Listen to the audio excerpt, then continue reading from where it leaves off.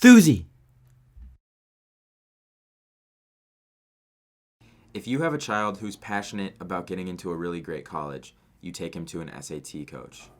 If you have a child who's really passionate about playing basketball, you take him to a basketball trainer. But if you have a kid whose passion is off-brand or is trying to find their passion and ignite it, you need to take them to Peter Hostrauser. When I was a junior in high school, I began making videos on YouTube. We're doing something in my small business management class that has never really been done before. It wasn't before long that I met Peter Hostrauser, the small business management teacher who helped put me on a course of entrepreneurship, one of which has been the most uplifting and passionate journeys of my life. Peter is a master at pinpointing passions and opening doors for the youth who need just one correct move to set them in the right direction. He will triple down on their strengths, help them build their network and portfolio, and most importantly, help them utilize these learning points so that they can make money with their passion to live their dream life. I, as well as many others, can honestly say that we wouldn't be where we are without his business and coaching expertise. If you're looking to help your student ignite their passion, contact Peter Hostrauser at phostrauser@gmail.com.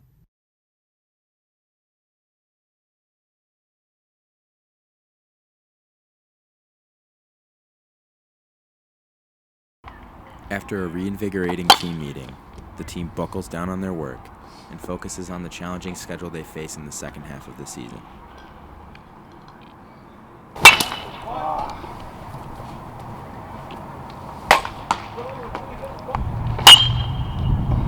Are you sure you can't get him? No. This guy over here, we don't know who it is, and he told Campbell he's just walking by. Definitely an LT scout.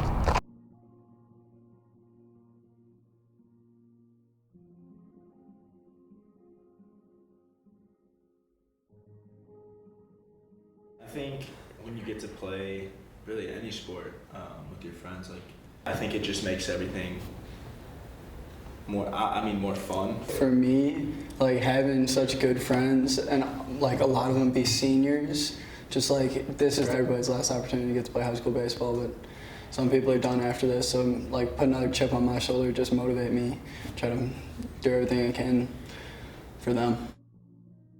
You just know you have that bond with the Right. person. You know he's got your back. You know he's gonna make the plays. He's gonna try his best to make the plays. Lay out for a ball. I drive them to the games and I drive them home. 6 people in the car. And then we'll shower and get food, and then someone else will pick us up and we'll all go hang out. We're together weekdays and weekends. We're gonna see each other no matter what, cause it's just we're very, very, very close. And then the rest of our friends are at all the games. So we're all together at one point or another. Yeah. But it creates an atmosphere that you want to be in. Looking back on it, I've been playing intense travel ball since 13U, and I've never had this much fun playing baseball with my senior year OPRF team. I've never had that bond with any other teammates that I have during the summer. It's crazy. Oak Park River Forest baseball, obviously we base everything on dedication, determination, and every time that you put on that Husky jersey, you're not necessarily playing for yourself, but you're playing for the school and the two towns themselves. So we really try to push the pride factor, and this team and the teams before, but they really ran with it really well. The team goes on to win 14 of their next 18 games, proving to themselves and everyone else that the early season 3-game slide was a scary but meaningful lesson on how to dig yourself out of a hole. A lesson that they would need going into the playoffs, as their opponents in the last 2 weeks of the season would prove to be a tougher challenge than they had expected. Our conference opponents, or our conference schedule got harder towards the back end. And that again was another time where we had, I think it was right after Hinsdale Central, we had to go against LT, York, and then we had to finish up a couple games against Glenbard West, who for some, we struggled against them last year. They were just they were a hot team. Yeah, this was right before the playoffs. So we're oh, we have the playoffs coming up and we're getting smoked right now. Oh, but I have to keep a smile on my face. That's really hard to do. During the last week of the regular season, the team's hot streak was humbled yielding a 2-win, 4-loss stretch before they begin the playoffs. All right, so basically we had to win like 2 games to win conference, and then we went on a slide, which is like when you lose consecutively. And we wound up losing conference to, we beat LT in our series. We beat them 2 games to 1, but they ultimately won the conference. So we were all like pretty like upset about that, and like feeling a little bit down. But like we knew that it's not about conference, like it's about what you do in playoffs. So we use it as like almost fuel and motivation to get over that and get past that, have short memories, and like go on to what really matters, like playoffs. The Stevie B tournament is the tournament that had like a bunch of the best teams in the state and the best team from Indiana. That was in honor of Steve Bajensky. Steve Bajensky was a kid from, it was either Montini or Mount Carmel, I forget which school. He passed away, and this tournament's in honor of him. I mean, we got swept by York. We didn't beat them. And then LT took one from us. And then we lost to Andrean. We lost to St. Lawrence. We weren't hitting well until that last Stevie B game, which we lost to St. Lawrence 8-7. We were hitting coming into the playoffs, but our defense wasn't looking like we wanted it to. We lost that one 8-7, but That was huge for us. That was, I think, because going into that game, our offense was terrible. And like, yeah, we lost 8-7. I mean, we didn't pitch any of our like big men. We didn't pitch Griff or Diamond. But we fought, we battled, we came back, but that we was just fell short. We had a good chance to win. We scored. We put up 7, and we were up 8. We were down 8-7 with 1 out in the 7. We lost with a man on the second and third, I believe. In the last inning, we started building a comeback, and we just couldn't quite pull it off. We were hitting the ball well, but it just wasn't enough. Base loaded. Don't play ball. Don't play, yeah. Yeah, we lost 8-7, but I mean, St. Lawrence is a top 5 team in the state, or they were at least. We were losing games against good teams, and we were right there. We felt, believe it or not, you never feel good about a loss, but we didn't feel as bad as we should have felt. And that's, like I said, we lost the last game going into the playoffs. To a certain extent, we were limping into the playoffs, but at the same time, I think the guys knew we were in the right place, and we had the 2 pitchers that we knew we can kind of ride out in the playoffs, and they were consistent all year. Though to some, the late season struggles could have been crippling, the team, as seen earlier in the season, was able to find the silver lining in their recent struggles and carry it into Game 1 of the playoffs with a 15-0 victory over Whitney Young. That was huge. To get that in our first playoff game was huge because it just set the tone for the rest of the playoffs. Nobody wanted this to end. So after that game, we were like, come on, we got to go do this again. This game was a redemption game because they got us the last 2 years, and we should never have lost to Maine West, not the last 2 years. This was a payback game. We wanted it. It was all or nothing. And they got off to a 1-0 lead off of an early hit off Griff. So they set the tempo of the game, which was not what we wanted to have happen. So we trailed them practically the whole game. So it's 2 completely different styles of pitching in that game. Maine West brought a junk baller who was throwing 80 from the left side. But he had a good curveball. We brought Griff, and Griff was humming. Neither team was super impressive that game in the hitting. Like, it wasn't a high-scoring game where there were a bunch of good at-bats being lined up together and teams are scoring runs left and right. Everybody was hyping each other up, and it was let's go get this win. We all wanted this so badly. We wanted redemption. We weren't going to let Maine West beat us a 3rd time. There's no way.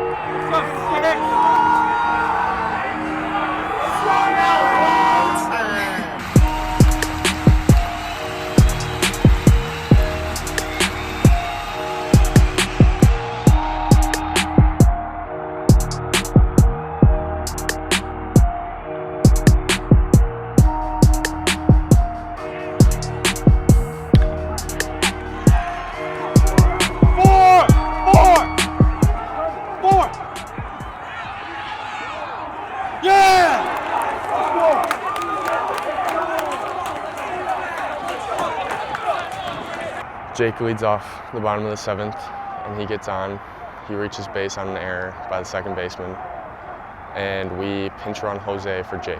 Jake is making the dugout louder than ever. And it's not just Jake, it's every single man in that dugout is yelling their lungs out. And it's intense and it's awesome. It was unlike anything else before. I'm walking up to the plate and I'm remembering my last 2 at-bats. I've been thinking about this while I'm on deck, and both times he started me with a curveball. So I'm getting up there. I'm not sitting curveball, but I'm not shocked by it. The first pitch comes in, it's a curveball. I take a swing at it, and I foul it into the ground. Strike 1. I had to think about it some more, step out, and I'm back in the box. And he comes back with the curveball, but this time it lands a foot in front of the plate, and it gets away from the catcher. So Jose gets second base. I step out, and I'm thinking, let's tie this ball game.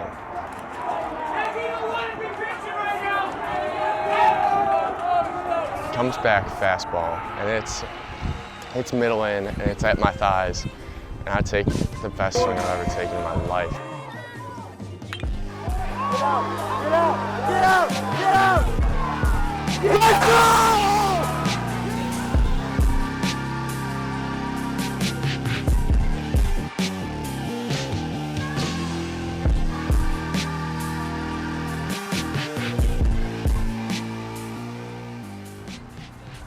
So what did that mean to you?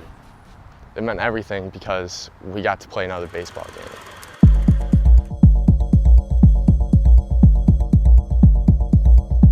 You need hype in the playoffs. You need to stay hot, and you need to have energy every day in, day out, every game.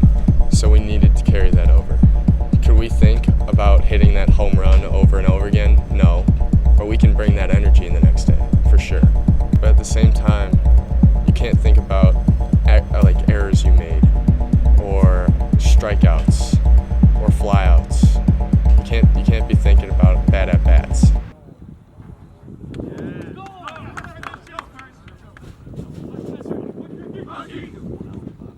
You can't let the really good things or the really bad things get into your head.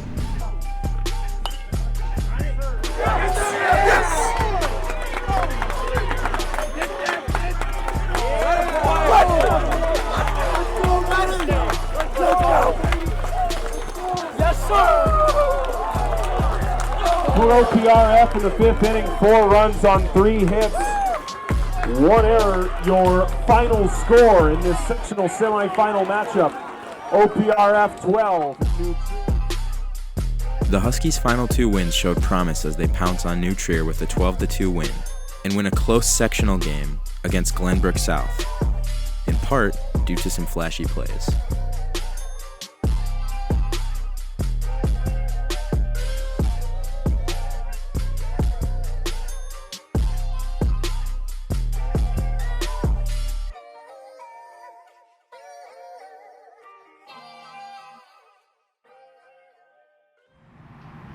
Well, what did happen in the pantry? Our bats didn't come. We didn't bring the bats. We just didn't have good at bats against Hampshire, and they showed up to play, and we weren't 100% there that day. It's you win and you keep going, you lose and you go home, and that's point blank. We ran into a really hot team. Like, they weren't better than us in any way, but they were hot, man. They were really feeling themselves. That was tough, dude. Talking to just it all coming to an end was tough.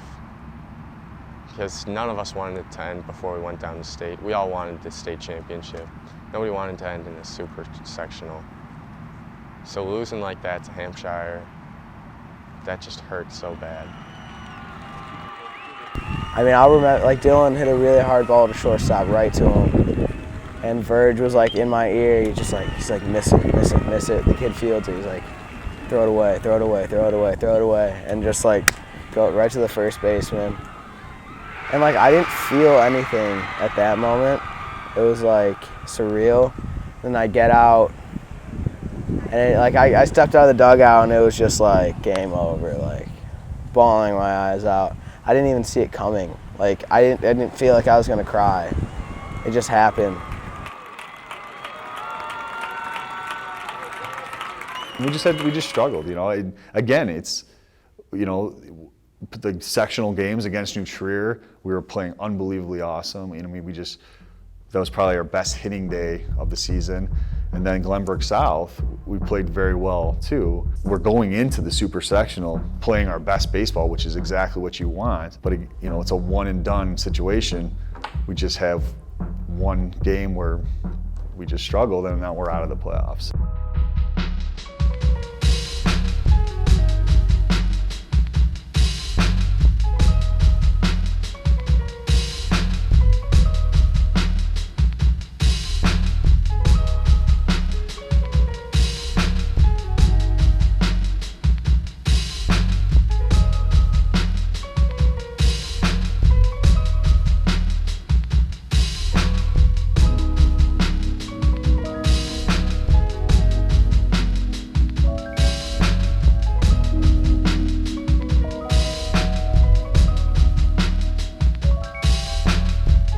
The hardest part is realizing all my best friends to this day I met through baseball and through Oak Park baseball, and it's always been a part of my life, but there's something different. You could ask any person that's ever played for Oak Park.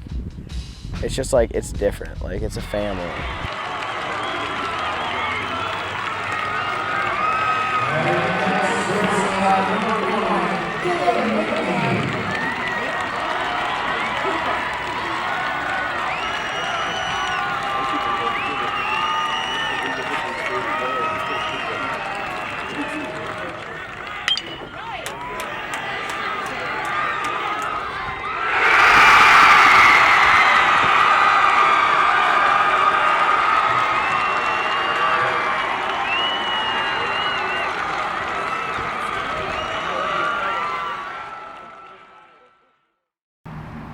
How do you move forward from that loss as a baseball player and as a person? As a baseball player and as a person, there's in baseball especially, which can continue to life, you can be on a hot streak and then take it for granted and then you're on a slide. I can't put words on it. What did I do? I cried. It was hard. I did not. It was just kind of hard to accept that it was ending there. And then the run that we had been planning on, the run that we were making was over. You gotta move on. You gotta forget about it. You gotta focus on better things in the future and improving yourself to have better opportunities. The life lesson for this loss is you need to forget about yesterday. You need to pick yourself back up, and you need to make yourself better. It's no coincidence that baseball is highly regarded as the hardest sport in the world. In fact, it's actually a sport that's held together by failures. Trying to hit a small, flying, white ball that can change directions midair while it's thrown at you is like trying to hit a square peg into a round hole.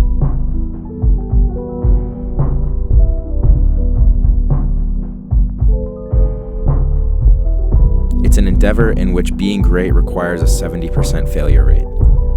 There is no game, job, or hobby that challenges the mind, body, and ego more than it. Now, we already know what constitutes the difference between a great team and a good team. The baseball gods. But there is a mental gift required in this game that we should refer to as the fourth key element, and that is the ability to forget about yesterday. A player can't get along with this game if they're bringing their last bad performance with them into a new game, their last fielding error into a new play, or even their last success into the next triumph. If you get caught up in highs and lows, it will lead to your downfall. So even though the 2019 squad didn't have a title to bring home when it was all said and done, that wasn't what made this team great to begin with. Their fabric, their core, was joy and friendship. And being able to look back and disassociate with the quote-unquote loss that they suffered and move forward with the lessons learned is what makes a team truly victorious in baseball and in life.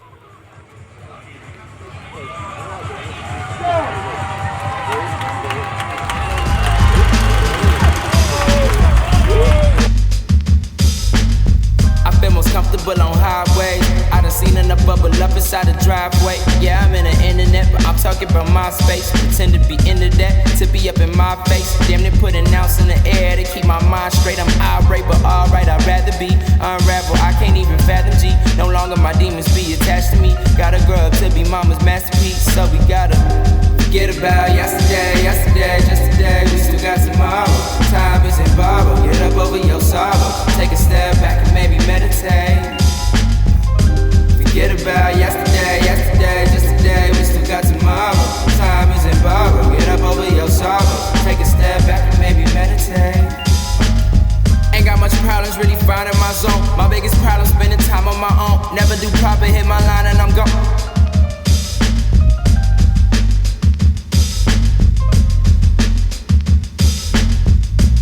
Forget about yesterday, just today. We still got tomorrow. Time isn't borrowed. Get up over your sorrow. Take a step back and maybe meditate. Forget about yesterday,